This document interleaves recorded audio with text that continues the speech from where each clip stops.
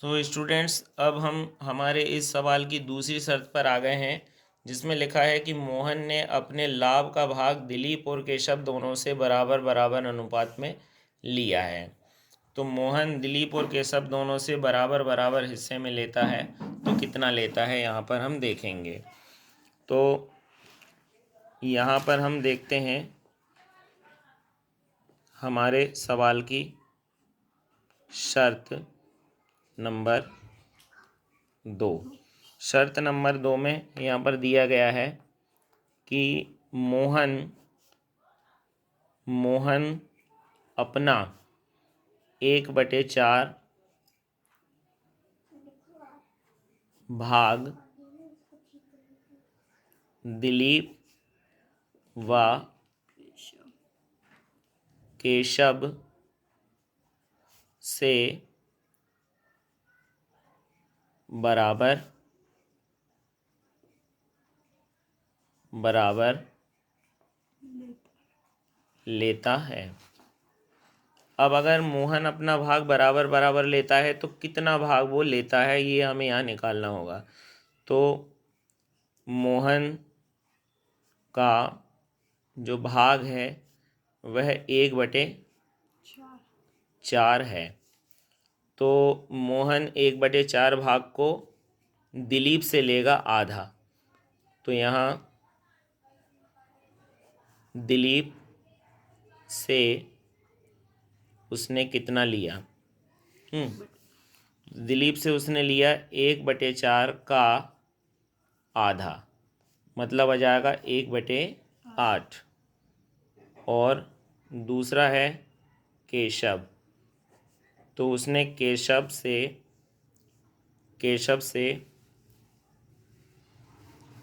लिया, तो केशव से भी उसने इतना ही लिया, 1/4 का आधा, मतलब 1/8।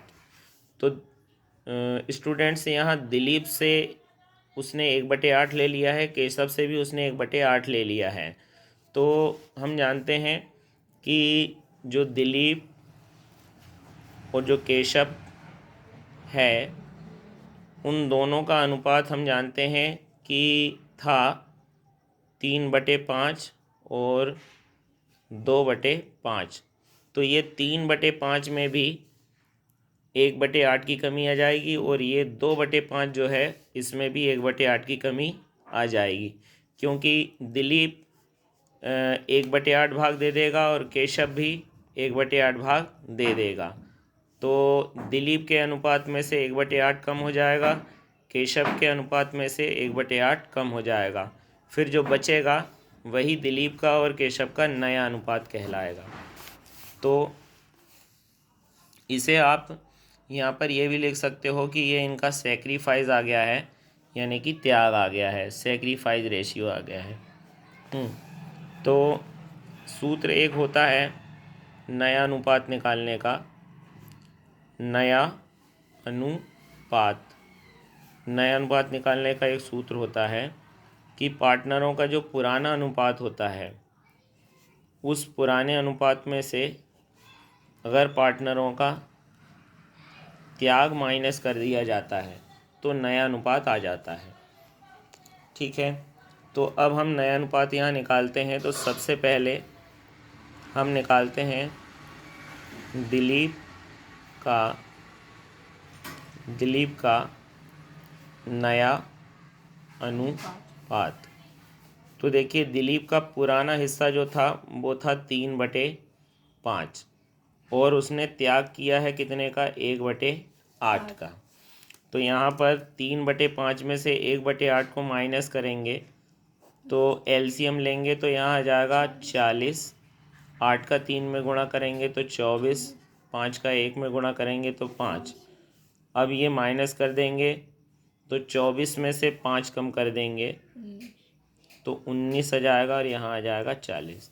तो ये आप देख सकते हैं कि दिलीप का नया अनुपात आ चुका है 19/40। अब दिलीप के बाद अगला है यहाँ पर ये केशव का नया अनुपात। केशव का नया अनुपात बराबर केशव का नया अनुपात आप लिखोगे तो केशव का पुराना अनुपात था 2/5, उसमें से वो देगा 1/8। तो यहाँ पर आ जाएगा नीचे 40 और यहाँ पर आ जाएगा 16 और यहाँ पर आ जाएगा 5। 16 में से 5 कम कर देंगे तो यहाँ पर 11/40 बचेगा। तो केशव का नया अनुपात भी यहाँ पर निकल के आ चुका है 11/40। अब जब दिलीप का आ चुका है देखिए 19/40 और केशव का आ चुका है यहाँ पर 11/40, तो मोहन का भी हमें ऐसे ही 40 बनाना पड़ेगा। तो यहाँ पर हमें लिखना होगा मोहन का नया अनुपात। तो मोहन का हिस्सा 1/4 था।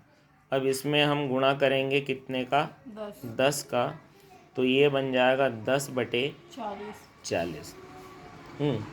तो अब यहाँ पर हम आंसर लिख सकते हैं नया अनुपात सभी का 19/40 और 11/40 और 10/40 और इसे ऐसा भी लिख सकते हैं 19:11:10। तो इस प्रकार से आप देख सकते हो स्टूडेंट, ये आपका आंसर आ चुका है। आप इसका स्क्रीनशॉट ले सकते हैं एंड लाइक और सब्सक्राइब भी कर सकते हैं। Thank you very much.